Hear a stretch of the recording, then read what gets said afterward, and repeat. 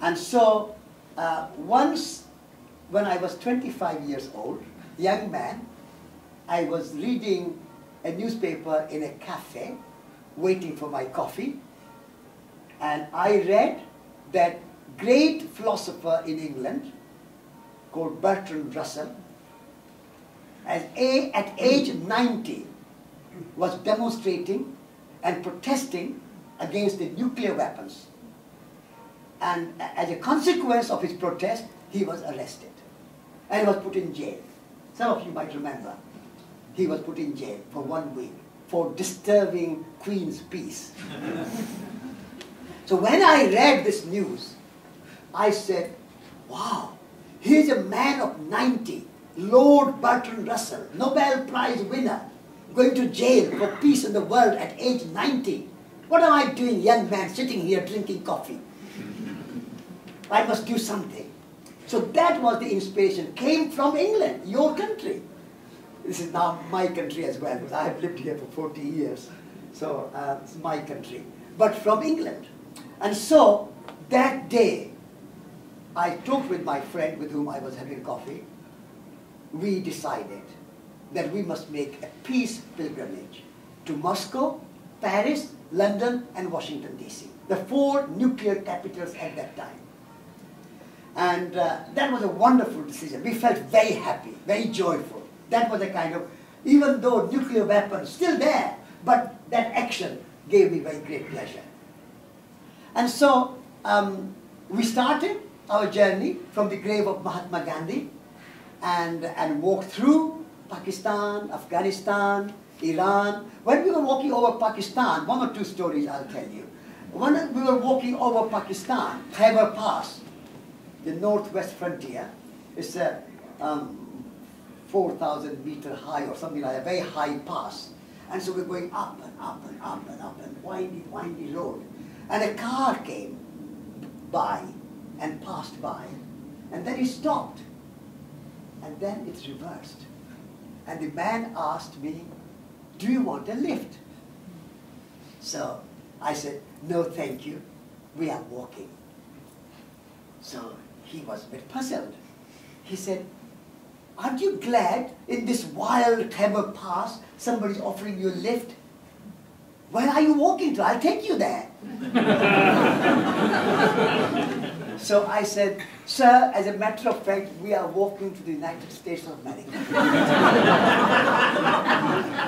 And this gentleman was from the United States of America.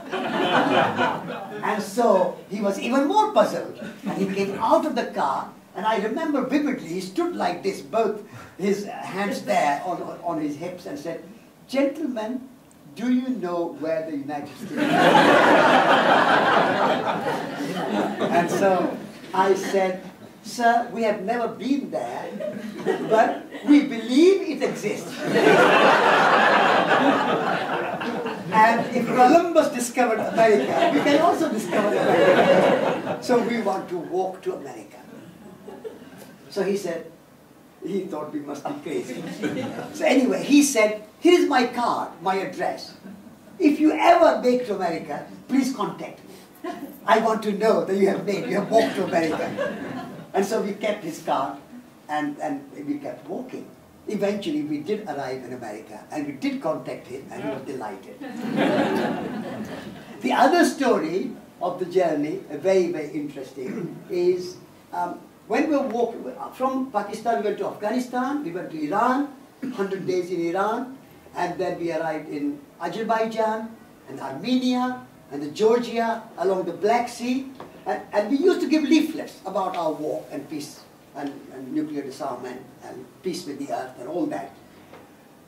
And we gave this leaflet to 2 young women who were working in the tea factory. And so they read the flyer and they said, have you really walked all the way from India? Our Saint Rasputin went from Russia to India, and now you 2 saintly young men walking from India to Russia. We are very interested. Please come and tell us, speak to us. This is our lunch time, break time. We want to hear. So we said, all right, we will have a cup of tea with you. any time is tea time. So we went in, and as we were talking about our journey, one of the two women who invited us had a brainwave. And she went out of the room and came back with 4 packets of tea. And she said that these packets of tea are not for you. If you want tea, I can give you some other packets.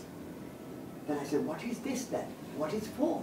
She said, these are packets of peace tea. And I want you to deliver 1 packet to our premier in the Kremlin in Moscow, the 2nd packet to the President of France, the 3rd packet to the Prime Minister of England, and 4th packet to the President of the United States of America. And please give them a message from me. What is your message? My message to them is that if you ever get a mad thought of pressing the nuclear button, please stop for a moment and have a fresh cup of tea for me.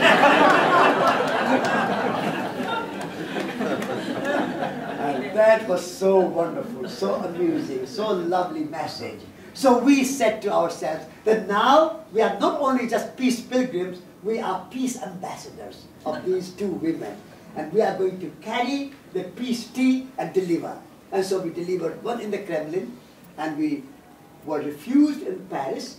So we demonstrated, we protested, we were arrested, and we were happy because we were following in the footsteps of Bertrand Russell to be in jail in Paris. Then we were released after 3 days, and then we came to Calais, and then we took a boat helped by French people. We had no money. We walked all this journey without money. And so we came to Calais, then to Dover, and then from Dover to London. We met Bertrand Russell, and he was wonderful. He said, I want to help you, and he helped us to get the passage over the Atlantic, and we were received in the 10 Downing Street, and we delivered the peace tea, and we went to New York, and then to Washington, D.C., and we delivered 4th packet in the White House. And then we ended our journey at the grave of John F. Kennedy. We started from the grave of Gandhi, and we ended at the grave of Kennedy, from a grave to make the point that if you believe in the gun not only kills your enemy, bad guys and criminals, a gun can also kill a Gandhi or a Kennedy. And so you have to remove your faith from violence and trust in non-violence and trust in peace. So that was our journey. We met Martin Luther King. I have written a book. Unfortunately, that book is not here because yesterday it sold out. So, but you can order it. It's called No Destination, my book, autobiography, and the whole story of the journey of peace pilgrimage and my pilgrimage around Britain and my pilgrimage to Mount Kailash. All those pilgrimages I have written in No Destination. You can read that.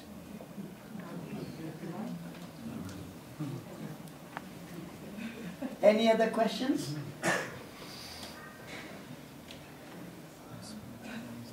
Any more? Can I just make a point about the pessimism and optimism? Yeah. It's very, very hard sometimes not to be optimistic. Oh, you know, and sometimes we put a lot of pressure on ourselves to be, must be cheerful, upbeat and optimistic. Yeah. I do a bit of life coaching, if you like. Yeah. And people who feel they can't be very optimistic, I say at least try and be open-minded. You know, see what happens. Have an open mind. Yeah. You don't have to be pessimistic. You don't have to be optimistic. Just have an open mind. Open mind. That's very good. Thank you. What's your question? Oh, it's not really a question. I just said I'd love to be able to bottle you or watch you and take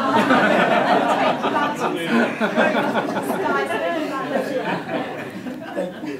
What was that? Yeah. Yes, I had a question. One difficulty that I have is I often think, you know, when I'm driving around, I'm using up a non-renewable resource, and I imagine that you must have driven here or used some mechanical transport. And how do you feel about that in terms of, I mean, you're doing a fantastically valuable service to come and inspire people here, but on the other hand, there's another balance, which is that there is a sort of poisoning aspect to that journey. So how do you think of that? The transition is transition. It's not something sudden stop, because we have been brought to this point over the last 200 years.